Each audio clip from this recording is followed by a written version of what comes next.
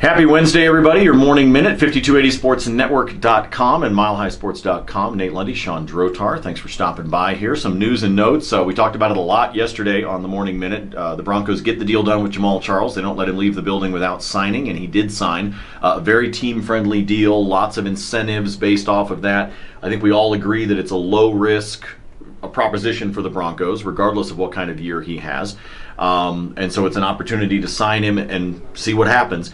But let's talk about what we think realistically we need or want to see, not only just from him, but from the running game in general. Well, the running game in general has to return to some sort of prominence, not only in total yards, but in yards per carry, in explosiveness, in something that mounts a threat.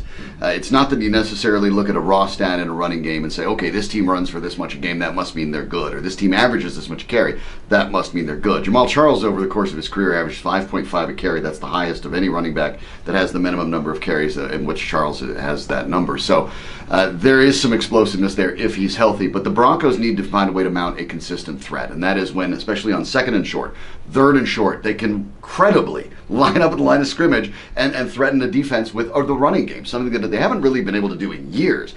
Charles has had a lengthy injury history, but C.J. Anderson is coming off of knee surgery. Many of the other Broncos running backs are very young. So the gamble here makes sense. I think if you can get maybe 600 yards, quite frankly, out of Jamaal Charles this year, I think that would be really good, because I don't think he's going to be the lead back. I think he's going to be a guy that catches a lot of the backfield. I think anything over that would be fantastic. I think if the Broncos can get more like a combined 600 yards or so out of Jamaal Charles this year, they'll probably be happy, even with the dollar amount they pay. I think they will. And here's the other thing to keep in mind. If you look back at last year, statistically within the NFL, you needed to have about 1,800 yards and some change as a team to be in the top 10 in rushing. I think that's where the Broncos need to try to get back to, is to be in that top 10, be in the top third. And so that gives you a number to be able to think about. So now you can start to break up the pie however you want with what you want to see from CJ or what you want to see from Jamaal Charles or the rest of the running back core. But just keep that in mind in terms of a goal of trying to get the Broncos in that rushing game back in. But of course, it all comes back to the offensive line. So we know we'll be talking about that a lot, especially as we get to training camp time in July and August. Shawn, what is it about the Padres? What is it about San Diego that's causing so much problem? I don't know. So many problems for the Rockies. This is driving me nuts. The Rockies get rolled by the Padres last night in San Diego. Again, Ryan Schimpf, the Rockies killer, has another home run against the team.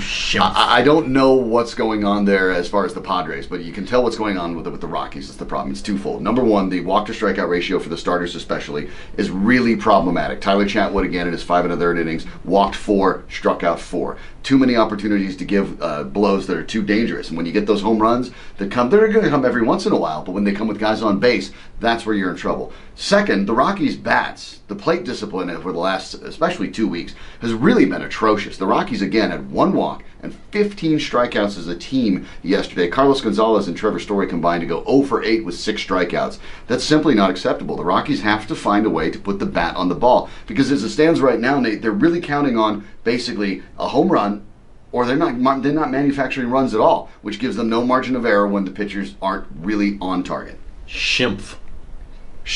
Sounds like a Seinfeld character. 7 home runs already. All right, 2 more against the Padres. Let's get it right. And then the Diamondbacks come into town this weekend. I know it's a rainy Wednesday morning, but the weather's supposed to be great throughout the rest of the week and the weekend. So we hope you've got some great plans as we roll towards Cinco de Mayo, the Kentucky Derby, Furry Scurry, and all the rest. So we'll keep you up to date tomorrow morning, 7 a.m. on Mile High Sports Radio. And of course, your morning minutes right here to keep you up to date on all the latest news. Thanks for stopping by. For Shawn, I'm Nate. We'll see you.